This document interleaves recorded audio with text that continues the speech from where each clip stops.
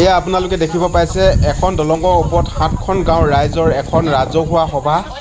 কিবা এটা হৈছে বোলে আপোনালোকে দেখি আছে এফালে হাজাৰ হাজাৰ মহিলাসকল ওলাই আহিছে 7খন গাঁৱৰ ৰাইজ একেলগে ওলাই আহিছে আৰু কৈছে ৰাইজে কি সিদ্ধান্ত ল'লে আজি আমি ফাৰ্ষ্ট সিদ্ধান্ত লৈছোঁ 7খন গাঁৱৰ ৰাইজে আমি যিবিলাক ডাচ বিক্ৰী কৰিছে সিহঁতক লাষ্ট আমি এই 3 দিন আহি সিদ্ধান্ত লৈছোঁ সিহঁতৰ ঘৰ দুৱাৰ ভাঙি আমি খেদাই দিয়া ব্যৱস্থা কৰিছোঁ। আচলতে যিসকল ডাচ ব্যৱসায়ী কৰি আছিলে এই অঞ্চলটোত তেখেতলোকক বহুবাৰ বুজোৱা হৈছিলে। গাঁৱৰ ৰাইজে ইতিমধ্যে জনাইছে যে বহুবাৰ বুজোৱা হৈছিলে, বহুবাৰ তেখেতলোকক সকিয়নি দিয়া হৈছিলে, কিন্তু আজি পৰ্যন্ত তেখেতলোকে নেমানিলে। সেই আৰু এফালে আপোনালোকে দেখিব পাইছে এই গাঁও 7খন গাঁৱত যিমানসমূহ ডাচ ব্যৱসায়ী তথা ডাচ ঘাটি আছিলে আৰু গোটেই ঘাটিসমূহ 7খন গাঁৱৰ ৰাইজে এনেদৰে ভাঙি দিছে, এনেদৰে উচ্ছেদ কৰিছে আৰু তেখেতলোকক ৰাইজৰ আগত আচলতে সনাগত হ'বৰ কাৰণে মাতিছিলে, তেখেতলোক নগ'ল। আজি ৰাজহুৱা সভা এখন দিছিলে, তালৈও নগ'ল। সেইকাৰণে সমূহ ৰাইজে এটা সিদ্ধান্ত ল'লে যে এই অঞ্চলত যিসমূহে ডাচ ব্যৱসায় কৰি আছিলে, যিসমূহ ডাচ ঘাটি আছিলে তেখেতলোকক ইয়াৰ পৰা উচ্ছেদ কৰি দিয়াৰ লগতে তেখেতলোকক এই অঞ্চলটোৰ পৰা একেবাৰে খেদাই দিয়াৰ এটা সিদ্ধান্ত লৈছে আৰু সেই মৰ্মে আজি ৰাইজসকল এনে স্বতঃস্ফূৰ্তভাৱে ওলাই আহি এই ঘাটিসমূহ এনেদৰে উচ্ছেদ কৰিছে। ডাচ বিক্ৰী কৰিলে যে ৰাইজে কেনেকুৱা সিদ্ধান্ত লয় এই ভিডিঅ'টো আপোনালোকে শ্বেয়াৰ এটা কৰি দিয়ক যাতে আন 10জন ব্যৱসায়ীয়ে গম পায়।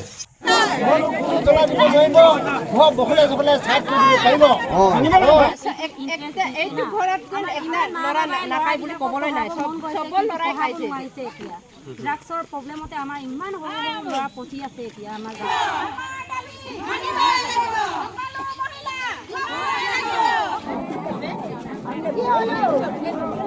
অবৈধৰ পৰা 2.5 বিঘা মাটি ড্ৰাগছৰ নামত ল'লে, সেই মাটি ঘূৰাই দিব লাগিব।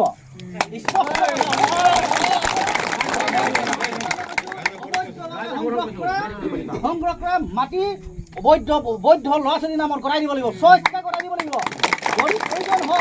যদি প্ৰয়োজন হয় এই মাটিবিলাক আমি কি পৰ্যায়ত আছে আমি জানো। নাম চেষ্টা কৰিলে মানে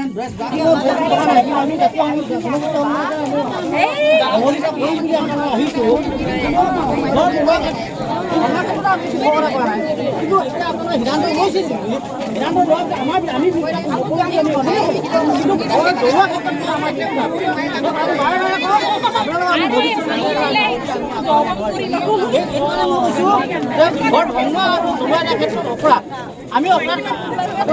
ৰাইজে যি সিদ্ধান্ত লৈছে তাত আমি বিৰোধিতা কৰা নাই।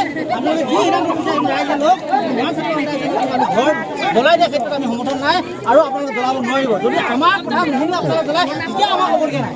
আমি স্পষ্ট ৰাইজৰ আৰু এই 7খন গাঁৱৰ বহুত দিনৰ পৰা এটাই সমস্যা, এই গাঁওখনৰ বহু যুৱক যুৱতী ড্ৰাগছ সেৱনৰ লগত জড়িত হৈ আছে আৰু আমাৰ সজাগতা হ'ব লাগিব। আমি প্ৰতিখন গাঁৱতে এনেদৰে সজাগতা হ'ব লাগিব, তেতিয়াহে আমাৰ উঠি অহা প্ৰজন্মক আমি জীয়াই ৰাখিব পাৰিম। কৰিছে আপোনালোকে কোন গাঁৱৰ পৰা আহিছে? আমি টেঙাপানী।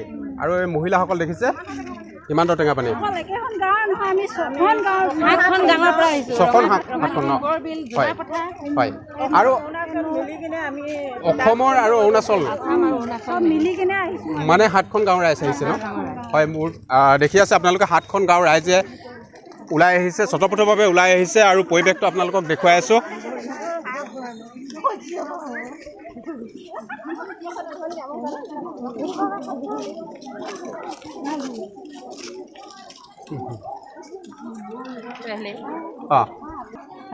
কি ক'ব এতিয়া? আমাৰ নাতি পুতিবিলাক একেবাৰে শেষ হ'ব গৈ আছে। সৰুতে স্কুল গৈ থাকোঁতে এতিয়া ড্ৰাগছ খাব লৈছে সৰু ল'ৰাবিলাকে, কি ক'ব? আমিতো ভালেই পাম ঘৰ। হয়, সেইটো উঠাই দিলে এইটো এতিয়া ঘৰবিলাক যিবিলাকে ড্ৰাগছ খাইছিলে তেখেতলোকৰ ঘৰবিলাক এটা উঠাই দিয়া সিদ্ধান্ত কৰিছে। ভাল পাইছে ন আপোনালোকে? ভালেই পাইছোঁ আমি। হয়। আপোনাৰ ল'ৰা এটা ক'ত আছেগৈ? মোৰ ল'ৰাটো এতিয়া মোৰ বহুত দুখ লাগিছে, তাতে থাকি একদম হয়। এতিয়া ভাই যাম বুলি কয় যে এতিয়া ৰিহেব চেণ্টাৰ আছেগৈ। তাত আছেগৈ। হয়, আপোনাৰ ল'ৰাটোৱে খাইছিলে? মোৰ নাতিটোৱে যে আজি ৰাইজে ভাল সিদ্ধান্ত এটা লৈছে। যিসকলে এই অঞ্চলবিলাকত ড্ৰাগছ খাইছিলে, যিসকলে ড্ৰাগছ বিক্ৰী কৰিছিলে তেখেতলোকৰ ঘৰবিলাক এই অঞ্চলৰ পৰা উঠাই দিয়াৰ এটা সিদ্ধান্ত কৰিছে। আপোনাৰ কেনেকুৱা লাগিছে এতিয়া? ভালে লাগিছে। ভাল লাগিছে ন?